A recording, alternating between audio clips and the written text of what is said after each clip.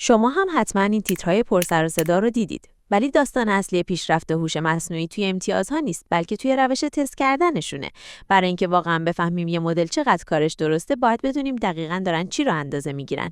این بنچمارک ها مثل هم نیستن، هر کدومشون یه ابزار تخصصی برای تست کردن یه بخش خاص از هوشه. بیایید خیلی خودمونی 10 تا از مهمترین هاشون رو با هم بشکافیم. اول با 2 تا بنچمارک شروع می‌کنیم که کدنویسی رو تست می‌کنن، ولی مدلشون کاملاً با هم فرق داره. لایف کد بنچ و SW بنچ. خب اول بریم سراغ لایف کد بنچ. این بنچمارک دقیقاً مثل مسابقات برنامه‌نویسی رقابتی همونایی که توی سایت‌های لید کد یا تاپ کدر پیدا میشن. کارش اینه که توانایی مدل رو برای نوشتن الگوریتم‌های درست و بهینه برای مسائل مستقل و از صفر تست کنه. یعنی به هوش مصنوعی مسئله میدن، مثلا کوتاه‌ترین مسیر در یک گراف وزندار رو پیدا کن و اون باید یک کدی بنویسه که بتونه از یه سری تست کیس مخفی با محدودیت زمان و حافظه رد بشه. اینجوری خالص مهارت الگوریتم نویسی و بهینه‌سازیش سنجیده میشه. اما در مقابل SW بنچ که بنچمارک مهندسی نرم افزاره، میاد نگهداری نرم افزار تو دنیای واقعی رو تست میکنه. یعنی دیگه از مسائل اسباب بازی خبری نیست، مستقیم میره سراغ گزارش‌های باگ واقعی از پروژه‌های بزرگ و متن‌باز تو گیت هاب مثل جنگو و نامپای. هوش مصنوعی به کل کدبیس شلخته و پیچیده و گزارش باگ کاربر دسترسی پیدا میکنه و وظیفش اینه که یه فایل پچ گیت تولید کنه که اون مشکل رو حل کنه. پس در حالی که لایف کد بنچ ساختن یه الگوریتم کوچیک و بی‌نقصه، SW بنچ اون کار خیلی رایج‌تر مهندسی، یعنی سر و کله زدن با کدهای بزرگ و پیچیده بقیه و اصلاح کردنشون رو تست میکنه. بعدش 3 تا بنچمارک متفاوت برای استدلال ریاضی داریم: ماث، ایم و HMMT. بنچمارک ماث اجرای آزمون وسعت اطلاعاته، یه مجموعه داده غول‌پکر با 12500 تا مسئله از کل برنامه درسی دبیرستان‌های آمریکاست. از جبر و هندسه بگیرید تا تریگونومتری، مسئله‌ها با زبان لاتکس نوشته شدن. پس مدل قبل از هر کاری باید بتونه فرمول‌های پیچیده ریاضی رو درست بخونه. خلاصه هدفش اینه که ببینه دانش پایه‌ای ریاضی مدل چقدر قویه و چقدر روی مباحث مختلف تسلط داره. ولی در مقابل AMIE و HMMT عمق و خلاقیت ریاضی رو تست می‌کنن. اینا دیگه امتحان درسی نیستن، مسابقات خفن برای دانش آموزای نابغه‌ن. مثلا AMIE شامل 15 تا مسئله پیچیده است که جوابشون یه عدد بین 0 تا 999 میشه و حل کردنشون نیاز به ایده‌های هوشمندانه و راه حل‌های خلاقانه داره.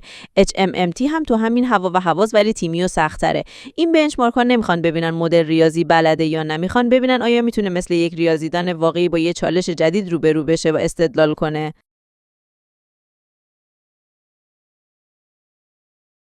حالا 2 تا بنچمارک رو بررسی کنیم که کارهای عملی و حرف گوش کنی رو میسنجن: ترمینال بنچ و IFL. ترمینال بنچ یه بنچمارک خیلی مهمه برای تست کردن عامل‌های هوش مصنوعی. عامل یعنی هوش مصنوعی که میتونه برای رسیدن به یه هدف دست به کار بشه. اینجا به هوش مصنوعی یه هدف به زبان ساده میدن و یه ترمینال لینوکس واقعی هم در اختیارش میذارن. مثلا بهش میگن تمام فایل‌های دات لاگ تو پوشه هوم که تو 24 ساعت گذشته تغییر کردن رو پیدا کن، همشون رو توی فایل فشرده بریز و کد هش SHA-256 اون فایل رو بهم بده. این کار نیاز به برنامه ریزی داره. باید چند تا دستور رو پشت سر هم اجرا کنه، مثل find tar SHA-256 سام، و از خروجی هر دستور برای دستور بعدی استفاده کنه. این اندازه میگیره. از اون طرف IFL میاد روی مهارت خاص زوم میکنه، یعنی هدفش رسیدن به یه چیز پیچیده نیست، بلکه فقط میخواد ببینه چقدر به محدودیت‌ها پایبنده.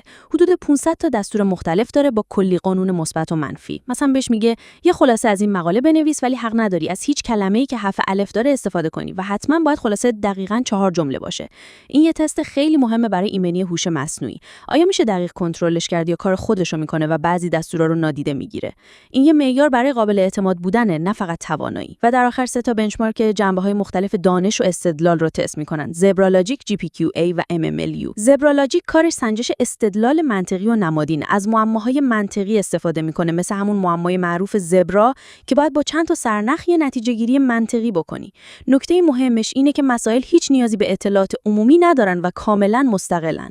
اینجوری حافظه فعال مدل و قدرتش تو استنتاج منطقی صوری تست میشه، یه مهارتی که برای کارهایی مثل اعتبارسازی سیستم‌ها و برنامه‌ریزی خیلی حیاتیه. GPQA استدلال دقیق در سطح تخصصی رو آزمایش میکنه. سالش مستریز دکترای فیزیک و شیمی و زیست شناسی نوشتن و طوری طراحیش کردن که نشه با یه سرچ ساده تو گوگل جوابش رو پیدا کرد. برای جواب دادن به سوال GPQA، هوش مصنوعی باید اطلاعات رو از چندین اصل علمی با هم ترکیب کنه و برای سناریوی جدید به کار ببره.